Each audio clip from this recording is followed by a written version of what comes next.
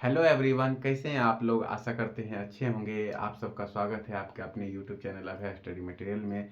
तो आज के हम वीडियो में क्लास 10th का जो प्रमेय है 10.2 उसको बताने वाले हैं।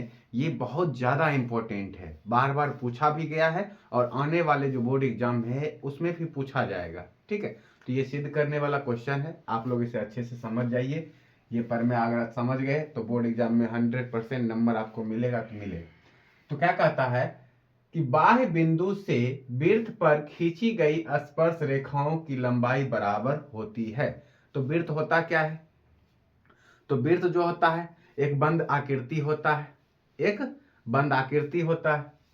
तो यहां हम देखते हैं कि एक वृत्त ले लेते हैं।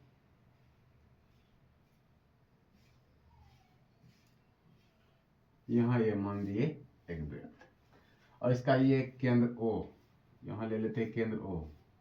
और बाह्य बिंदु से बोल रहा है तो बाहर एक बिंदु ले लेते हैं यहां बाह्य बिंदु से। अब कहता है कि बाह्य बिंदु से वृत्त पर खींची गई स्पर्श रेखा। तो बाह्य बिंदु से वृत्त पर खींची गई स्पर्श रेखा एक ये हो गया और एक ये, दो स्पर्श रेखा कह रहा है तो दो स्पर्श रेखा हो गया। अब क्या कहता है? रेखाओं की लंबाई बराबर होती है। तो रेखाओं की लंबाई बराबर होती है तो यानी कि क्या लिखना है? दिया है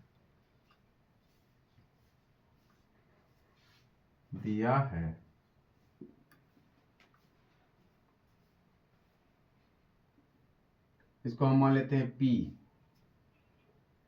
जहां ये स्पर्श कर रहा है इसको मान लेते हैं A और इसको मान लेते हैं B। ठीक है, A B। तो हम लिखेंगे दिया है कि बाह्य बिंदु है ना, बाह्य बिंदु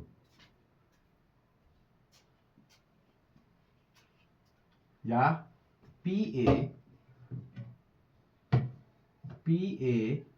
तथा PB, कितना? PB दो स्पर्श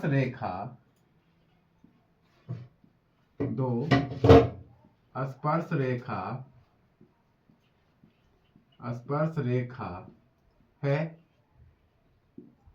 बाह्य बिंदु लिख देते हैं, बाह्य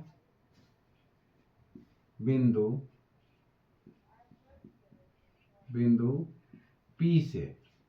कहां से? P से दो स्पर्श रेखा PA तथा PB है। अब सिद्ध क्या करना है? तो सिद्ध करना है, लिखेंगे सिद्ध करना है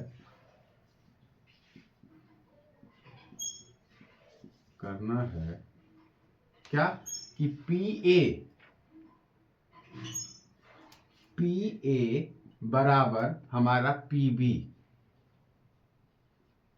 बराबर PB, यानी ये जो स्पर्श रेखा और ये स्पर्श रेखा दोनों बराबर है। यही क्या करना है?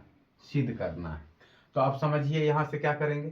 तो सबसे पहले रचना करना पड़ेगा। तो लिखेंगे रचना क्या रचना करेंगे? तो रचना O से A बिंदु को मिला दिए और O से फिर B बिंदु को और फिर P से एक और रेखा खींच दी। अब यहां लिखेंगे रचना में क्या कि OA या O से A तथा B वो P को मिलाया। ठीक है, O से A B और P तीनों को क्या किए? मिला दिए। तो रचना किए हैं O से A तथा B और P को मिलाया। अब रचना किए। अब देखेंगे जब इसको मिलाए तो यहां पर दो त्रिभुज बन रहा है। कितना त्रिभुज बन रहा है? दो त्रिभुज। एक बन रहा है त्रिभुज PAO और एक बन रहा है त्रिभुज हमारा PBO। तो दो त्रिभुज बन रहा है ना। तो ये दो त्रिभुज अब ये जो हमारा बराबर होगा पी ए और पी बी बराबर कब होगा, जब हमारे ये दो त्रिभुज बराबर होगा। जब दो त्रिभुज बराबर होंगे, इन दोनों त्रिभुज के संगत कोण बराबर होंगे, संगत भुजा बराबर होंगे, तभी जाके हमारा क्या होगा, ये दोनों भुजा बराबर होगा ना तभी। तो हम क्या लिखेंगे, त्रिभुज त्रिभुज पी ए ओ तथा त्रिभुज पी बी ओ में, पी बी ओ में आ गए। अब समझते हैं। अब देखिए दो त्रिभुज आए, तो यहां ये जो कोण है, ये कोण और ये कोण, दोनों कोण क्या होगा, बराबर होगा। दोनों कोण बराबर होगा। कैसे, तो हमारा 10.1 में जो प्रमेय है वो कहता है कि जो स्पर्श रेखा होती है ना, उस पर जो डाला गया त्रिज्या होता है, त्रिज्या का जो कोण होता है ना 90 डिग्री का होता है। दोनों कोण क्या होता है, बराबर होता है। स्पर्श रेखा पर जो त्रिज्या होती है उसका कोण क्या होता है, बराबर होता है, समान होता है। तो ये कोण और ये कोण बराबर होगा। तो हम यहां पर लिख सकते हैं कोण ए बराबर कोण बी। कोण ए किसके बराबर होगा, कोण बी के। और ये जो हमारा है ओ ए और ओ बी, ये क्या है, त्रिज्या है। तो यहां लिख देंगे ओ ए बराबर ओ बी, ये क्या है, त्रिज्या, त्रिज्या। ठीक है। अब देखिए ये जो हमारा पी ओ है दोनों में होगा, त्रिभुज पी ए ओ में भी और पी बी ओ में भी, दोनों में पी ओ है। तो पी ओ बराबर होगा। क्या हो जाएगा, लिखेंगे यहां पर पी ओ, या थोड़ा ऊपर लिख देते, पी ओ बराबर पी ओ, क्या हो, उभयनिष्ठ। क्या, उभयनिष्ठ, दोनों में है, उभयनिष्ठ।